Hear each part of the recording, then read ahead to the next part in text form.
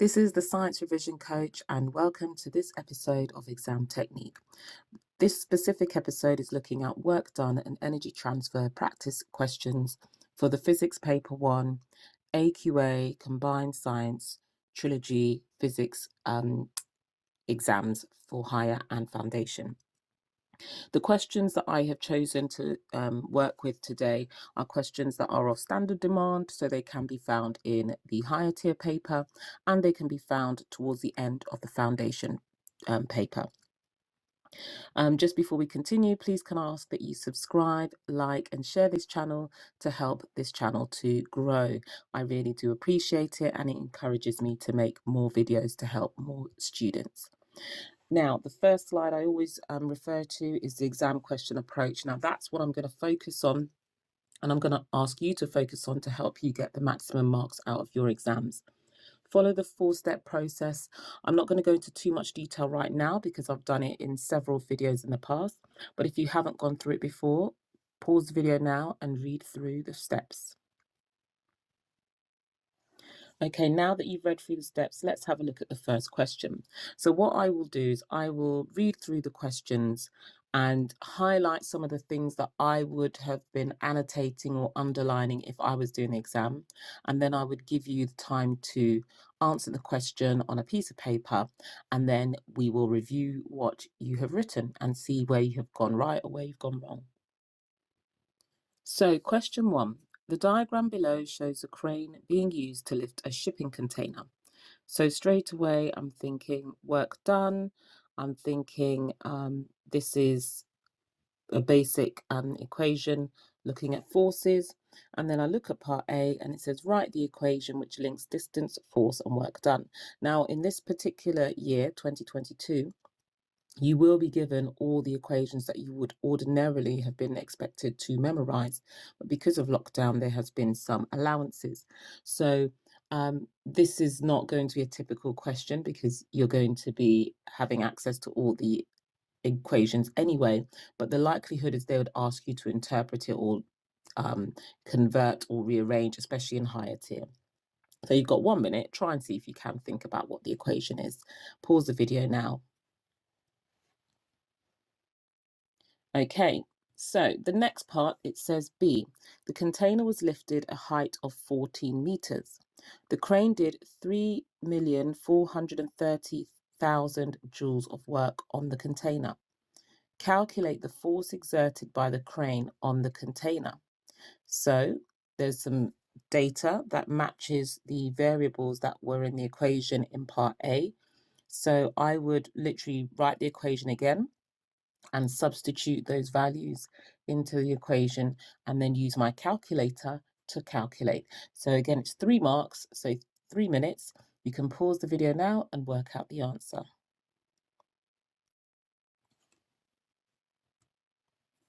Right, so part C. Write the equation which links power, time and work done. So again, similar to part A, in that it's a question that you probably will not get in this year's exam because you will be given the exam equations. So again, you can try from memory to see if you can remember, and I'll give you 1 minute if you pause the video now. Right, part D.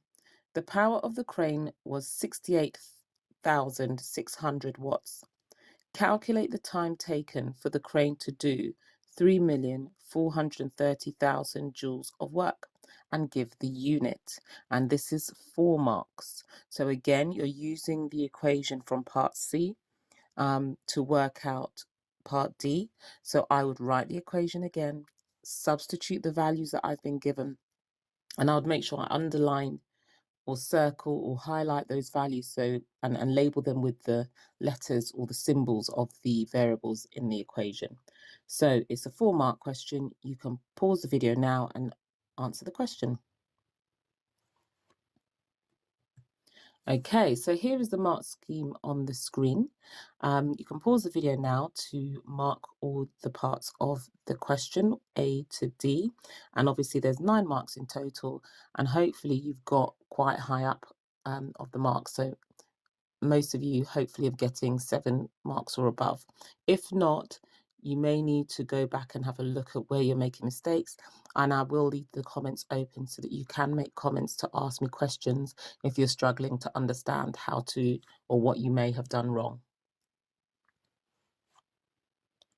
I also think it's important where you have access to the examiner's reports, and they're available on the AQA website for all the exams, the past paper exams that are there. You can see for question 1A, it says 46% of students recalled the equation correctly. And obviously you won't have that problem because you'll be given the equation. The quantities in the question are listed alphabetically, and there is no need for students to recall the equation in this order. Any correct rearrangement is credit-worthy. Part B, half of the students scored 3 marks on this calculation, despite 46% of students recalling the question correctly in the previous question. So that means 23% students scored 3 marks.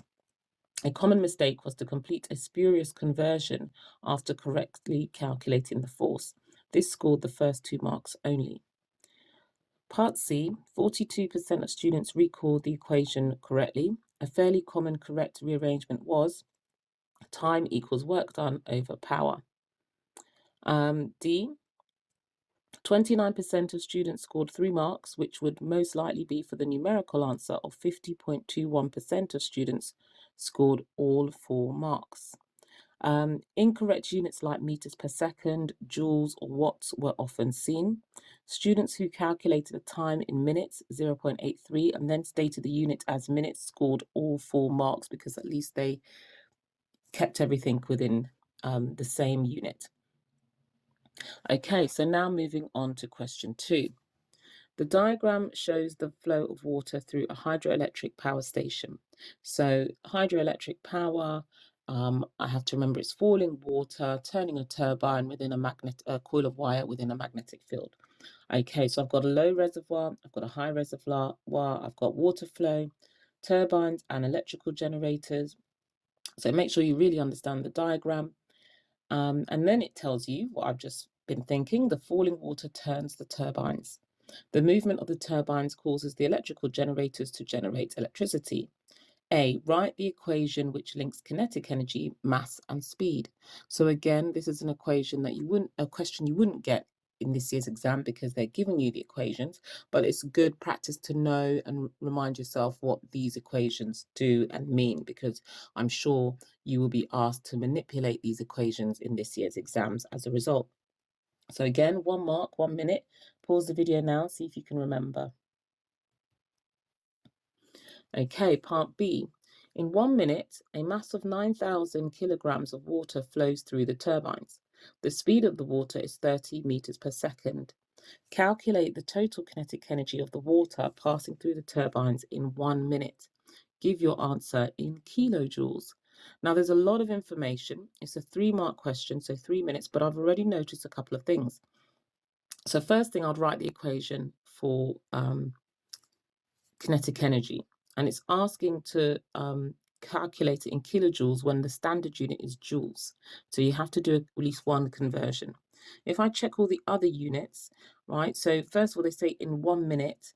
Now I have to convert that into seconds because the equation is based on seconds. I also have to look at the others. So mass is in kilograms, which is fine, and speed is in meters per second, which is also fine. So you've got 3 minutes to do this calculation. You can pause the video now and complete this. Right, part C. Write the equation which links efficiency, total input energy, transfer, and useful output energy, or output energy transfer. So again, it's 1 minute. It's a question that you wouldn't necessarily get this year, but it's good to be familiar with the equations that are available. You can pause the video now and write it down.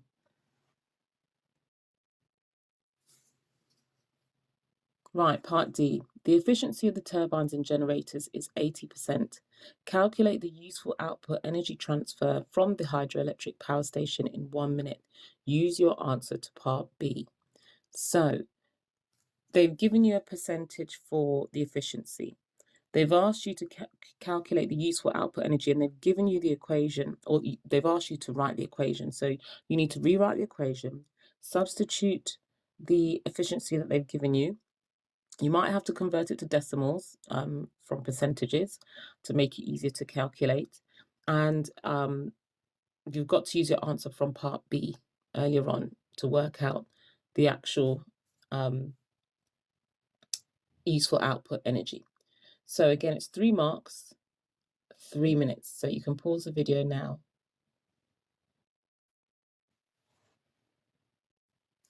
Okay, and now part E. A small group of people live in an area in the mountains. The people plan to buy an electricity generating system that uses either the wind or the flowing water in a nearby river. The wind costs £50,000 to buy and install.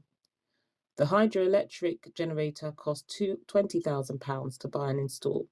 The average power output from the wind turbine is 10 kilowatts, and the hydroelectric generator will produce a constant power output of 8 kilowatts. Compare the advantages and disadvantages of the two methods of generating electricity. Use your knowledge of energy resources and information given. Now, this is 4 marks, but there's a lot of information that they have given you in the question. So they've told you that this is a small group of people, so it's not a large population in the mountains, so they're high up. So it would be difficult to get national grid type provision, normal typical pylons and cables in that area possibly. They say they plan to buy an electricity generating system that uses either wind or flowing water in a nearby river. So there is a nearby river, so that's handy. They're high up, so they can have falling water, so hydroelectricity is possible. And if it's in the mountains, they probably get good wind. And you can see the cost. So one is obviously more expensive than the other, so there's an advantage and disadvantage. And one has a higher power output than the other. So again, an advantage and a disadvantage. But then we've got to look at what it says. There's another word that is used in the last 2 bullet points. It says the average power. So average power is 10 kilowatts, so it's higher in the wind turbine, but it's an average power. So that tells you that it's not very reliable. And then the hydroelectric generator will produce a constant power. So that tells you that you pretty much get that all the time. So it's not a variable or unreliable source, but it's slightly lower than the wind of 8 kilowatts. So that's something to bear in mind. So you've already got enough information, cost, reliability, and power output to discuss. So that's 3 things that you can talk about in terms of advantages and disadvantages to compare. So you've got 4 marks, you've got 4 minutes. You can pause the video now to write your answer. Right, on the screen, you've got the first part of the mark scheme for question 2. So again, you can pause the video now to start marking your work. And now we've got the second part, which is the 4-mark extended writing question. And you can see that because it's 4 marks, it's broken down into 2 levels, level 1 and level 2. Level 2 is scientifically relevant features are identified, the ways in which they are similar or different is made clear, and where appropriate, the magnitude of the similarity or the difference is noted. And that's what will get you 4 marks. And to get level 1, relevant features are identified and differences noted. So that will get you 1 to 2 marks. And this is the indicative content that you could use to discuss to get that level 2 award. So advantages of both methods are both renewable, both have no fuel costs, both don't produce carbon dioxide. Advantages of wind, specifically, has a higher average power output. Advantages of hydroelectric, it's constant, reliable, and it has a lower installation cost. Disadvantages of wind, it has a higher installation cost, and it's variable or unreliable power output. And disadvantages of hydroelectric is it has a lower power output. Disadvantages of both methods, they both may be noisy and they both may produce visual pollution. So those are some of the things that you could say. Now, you don't have to say all of those to get the full marks, but if you have made it clear what the advantages and disadvantages are, I would say at least 2 of wind and hydroelectric, and made it clear the magnitude of those similarities and differences, I think that will get you the 4 marks. So hopefully this has been a good 20-minute revision practice looking at past paper questions on work done and energy transfers in preparation for your AQA Combined Science Physics Paper 1. Obviously, some of these questions will be relevant in the separate sciences for AQA GCSE Physics Paper 1. And I will ask you again, if you haven't already, please subscribe, like, and share this channel so that it can continue to grow. And don't forget to check out the sciencerevisioncoach.org website for any other useful information. Good luck and goodbye.